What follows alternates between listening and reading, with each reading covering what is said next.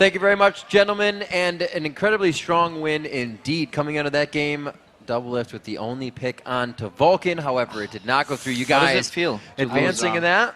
I was wrong. We went with the love. Vulcun felt the love, but couldn't feel for the win. It was a few mistakes as we had picked out before. We're going to start with picks and bans, however, right off the bat. Freak, what were we seeing in this? We were saying both teams kind of pretty much got the cream of the crop there, but it was an execution. Yeah, these teams both got to run, I think, really solid compositions. They executed their own game plans. It wasn't like one of those Ozone, we're playing Rise because it's all we can play sort of things. It was they got to run comps they actually wanted. And it's actually what I was speaking to in the pregame about the fact that the champion pools for AD carries as well as mid laners in Europe are a little bit bigger, because here's the Ashe coming out, the Ashe-Zyra combo, of course, that has been popularized. Our first Ashe, yep. Yeah. I'm actually surprised to not see it sooner. Yeah, the rise of Corki kind of helped with that, though. Sure, of course, but even with all these options on the table and all these other carries available, it's the fact that you've got guys who are familiar running a lot of utility AD carries to bring other elements to the team, and you saw it work really well right there for Fnatic.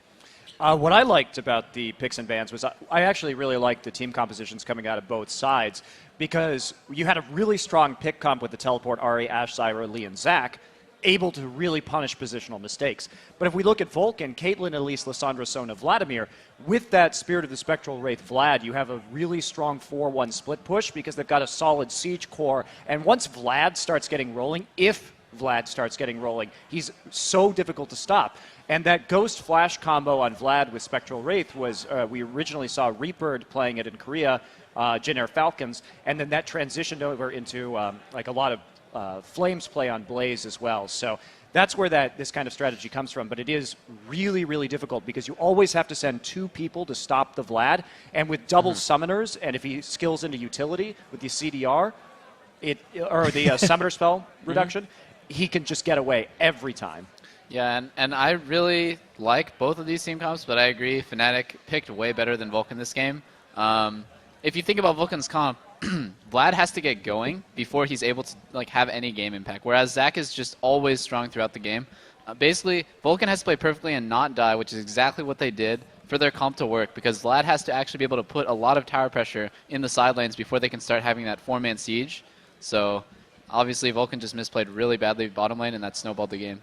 There's actually something that happened top lane as well, as though he was behind in minion kills, started making moves top lane actually. He actually burned the summoner spells of Sid fairly early on, around level 6-7, and that allowed Cyanide to then show up for a gank. And it's like, oh, he doesn't have flash, it's pretty much a free kill, just will kill the Vlad, no problem. And that happened there, and it let also the Vlad stop from getting big, as you pointed out. At the same time, though, if we wouldn't have had the early mistakes from Vulcun, the team fight they had was really scary, because now the team fights we saw were like wombo combos and really one-sided. But if you have to fight against like triple invulnerability almost, with Lissandra being able to ulti yourself, Vladimir pulling, Caitlyn being untouchable, it's going to be really hard for Fnatic to fight that on even levels. But they really played the pick comp well. They really played well with the teleport as well, and they just got the lead they needed. Well, with that early lead too, we saw that Vulcun couldn't really play that split push style. And if you're going Spectral Wraith Vlad, that is not for team fighting. You want Zhonya's on that team fighting Vlad. So if you get to a point where Fnatic is forcing 5v5s on you with the Spectral Wraith Vladimir, you're in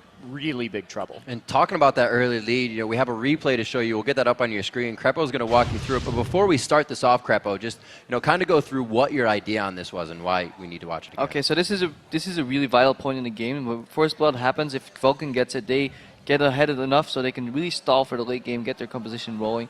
At the same time, Fnatic, if they have teleport, which needs to be respected. What's going to happen here later is basically Bloodwater will be walking forward, and that's really interesting because when bot lanes get ganked, sometimes you don't even need to see the jungler because you see a shift in behavioral patterns. If somebody's playing the same way all the time, moving back and forth on the same line, and suddenly he shifts his behavioral pattern forward, like Bloodwater will do once we're on the clip, it pretty much gives Fnatic, hey, what's going on? He would never play this aggressive. He hasn't played this aggressive.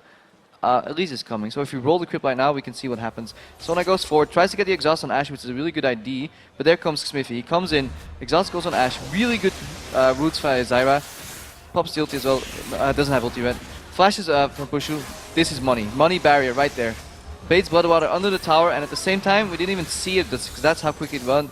Expect it teleports in, picks up Zuna for a 3-for-1 exchange. Yeah, right on that ward that was nearly expired too. Couldn't have Didn't even need the time. ward because they had the minions, and because they shift their behavior pattern so early, Fnatic can really call, say, hey, we're getting ganked. They don't even need to see the jungle yet. We're getting ganked.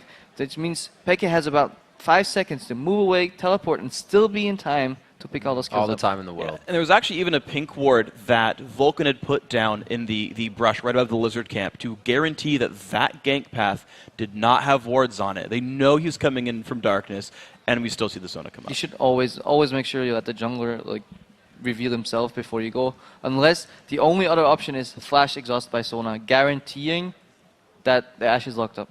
And that's just like a straight out of the book of risk versus reward, because I feel like there's a lot of ways to misplay that, especially mostly because of XPK taking TP. And you should respect the fact that Fnatic always turns around bottom lane ganks with TP. You see that like a lot in their game, even here.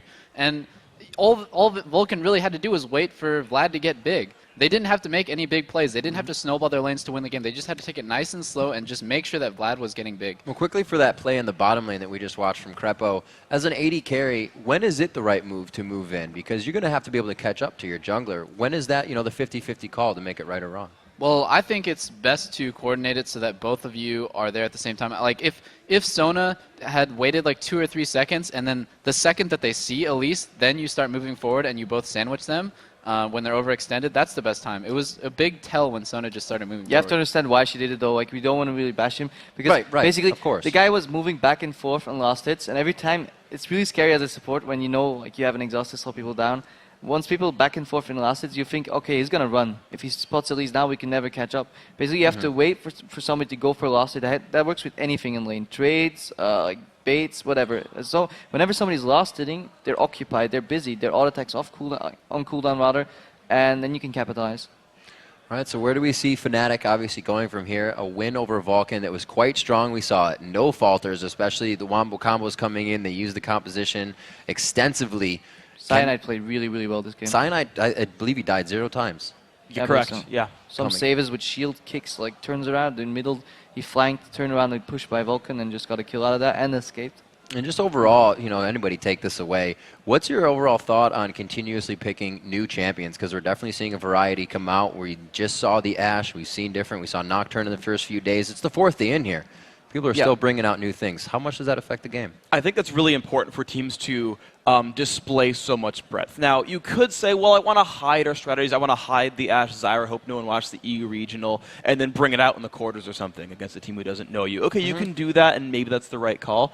But also, I just like the fact that teams can come out here and say, look, there's no point banning us out anymore. Like, you almost just sow more confusion into the pick-ban phase where you're like, look, you've got way too many viable options to ban away. You can't remove any of our options, and it's almost intimidating because there's no plan now for your opponents. Yeah, and really there's no point in hiding anything in group stage, because if you don't make it out of groups, then what are you hiding it for? Like quarterfinals that you're not even going to make it into? Right now is crunch time. If you win and secure, and you make sure that Vulcun, well, right now Vulcun has 3 losses, so it's incredibly hard for them to make it out of the group stage, which makes it even easier for Fnatic to make it out. This wide variety of champions actually makes it so that people can't really ban out a player anymore, but they have to start banning out strategies they don't play well against. And that separates the good teams from the best teams, because you can easily pinpoint a player with a small champion pool and say, hey, we're going to make sure that guy doesn't get into the game. But once the coaches have to really read, like this team has 3 different strategies in which 2 different champions are really the pinpoints, that's when League of Legends pick and bans phase. It starts to get really, really interesting. So what do you have then when you have extra players? When you have players like Looper and Home or Big Pomelo and Coma? How much does that affect the game when you can put somebody new in with a completely different champion pool? I mean, it would, but I mean, what we're seeing from Ozone is Shen Zach, which is what Ohm plays anyway. Right, So sure. I feel like Looper is maybe just a little more versatile version of Ohm. Okay. And Big Pomelo Coma maybe a little different, but I don't think that those subs are as interesting. I think that's going to become the big question once Najin Sword starts playing because Song and Nagne are very different players. All right. So with that, let's take a look at the Group B standings. With their win, Fnatic jumps into a comfortable first-place lead. And earlier today, we asked you guys, with all these games, which player has...